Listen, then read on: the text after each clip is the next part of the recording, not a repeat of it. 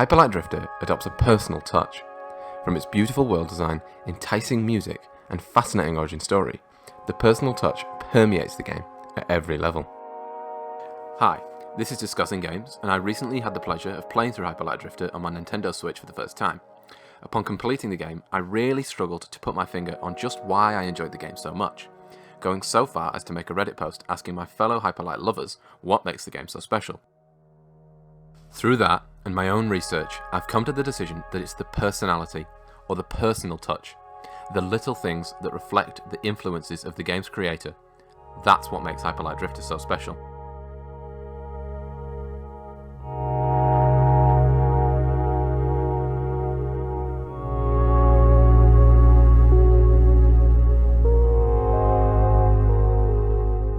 The story of the game's creator, Alex Preston, is a genuinely touching tale and is a reflection of the in-game story, which works as a metaphor for Alex's sufferings with congenital heart disease.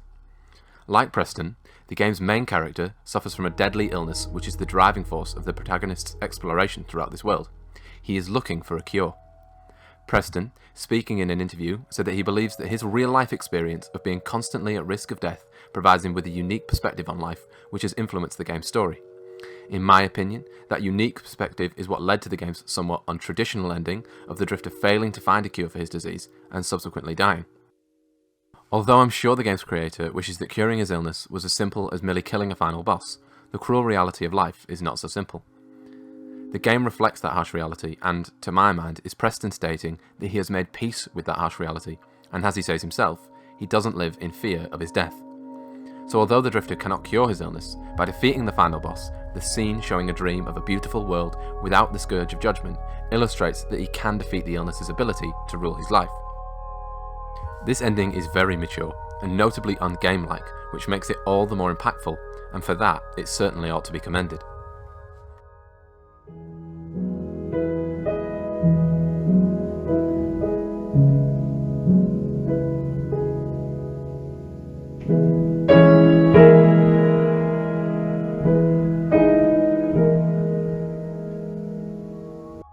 In a similarly metaphorical manner, hearts and heartbeats are a constant reference throughout the game.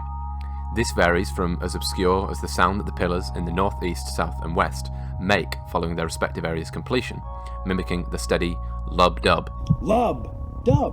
of a heart beating, then all the way to the actual visible in-game mechanical heart that is a very potent bit of symbolism, palpitates unsteadily instead of beats. Even the central core of the game, that rises once all areas have been completed, emits a steady wave similar to that of a heart monitor. There is, of course, the potential that I'm totally overanalyzing this, but it's hard to think that all of these references are accidental.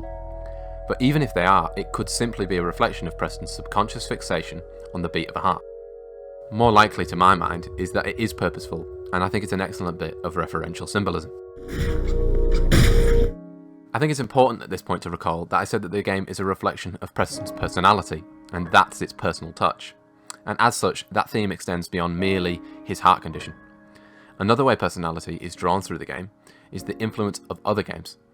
It's a pretty tired bit of analysis at this point, but the influence of 2D Zelda games such as A Link to the Past, which Preston himself describes as one of the most beautiful games ever made, can be very powerfully felt. For example, little bits of sound design that signify you've unlocked something, opened a health box, and so on are clearly influenced by old 2D Zelda games. Remember the secret sound? And a chest appears? Well, of course you do, because they're intertwined with your memories of playing those games. The inspiration of many other classics can also be seen. The pillars provide a similar function to the Bells of Awakening in Dark Souls. They set you a physical goal to reach and interact with, and they justify your exploration. Combat is often like a bullet hell game, such as Enter the Gungeon, a particularly good example being the final boss, Judgment. And as Preston himself states, the art style is an amalgamation of influences from a variety of sources, such as Final Fantasy, Zelda, Fez, and quote, a lot of things they have going on at Supergiant Games, such as Bastion and Transistor. Composed by Richard Vreeland, also known as Disasterpiece, the soundtrack of Hyper Light Drifter is an emotional and heartfelt soundtrack which also adopts this personal touch.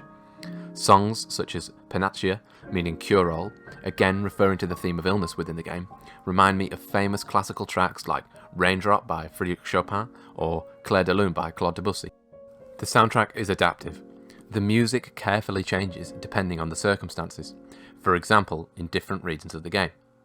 Writing in his blog, Vreeland details his creative process, stating that when designing these tracks, particularly for the different regions, he had some semi-intuitive notions of how each was supposed to sound, and that he tried to lock into that, adding that he more or less used that process for every region in the game.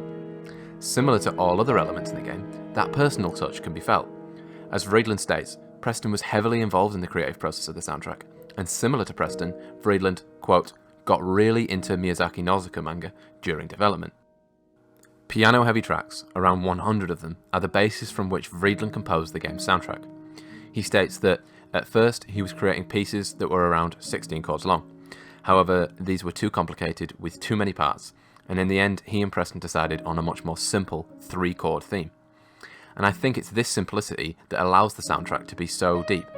It builds slowly, almost as ambient music, and in those important moments where the visuals pull back to see something extraordinary or a boss fight occurs, the song gets turned up to 11 to the point where the game left me with goosebumps numerous times.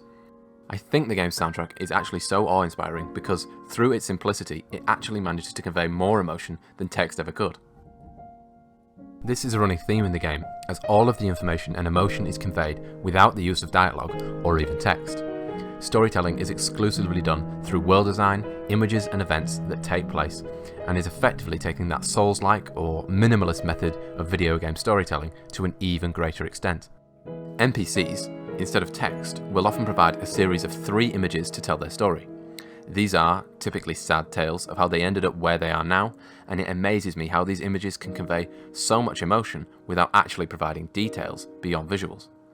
The beauty of this method of storytelling is that players can derive their own interpretation of the story, which does make, and has made, for a very active community of players seeking out and hypothesizing lore. There is no one right answer for what it all means.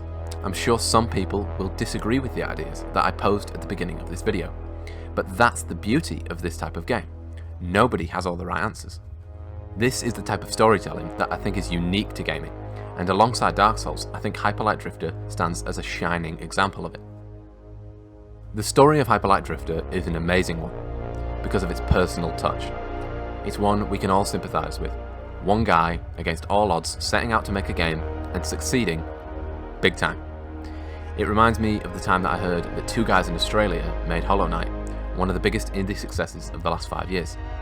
People love a personal story, and when that can be felt throughout a game, whether it be through sound, world, or visual design, people will fall in love with it, as they did with Hyper Light Drifter. Thank you very much for watching my latest episode of Worth Discussing. Firstly, I'd like to thank my patrons whose constant support genuinely means a lot to me, and if you enjoy my content and you want it to continue, then becoming a patron would really help me out and allow me to continue making these videos. If you enjoyed this video and want to see more like it, then please feel free to subscribe and comment below to let me know. I'll shortly be releasing a video reviewing 9 Monkeys of Shaolin, so stick around if that's something that you want to see, and I've also got plans to discuss the guiding wind mechanic in Ghost of Tsushima. Until next time, thanks again for watching, and see you later.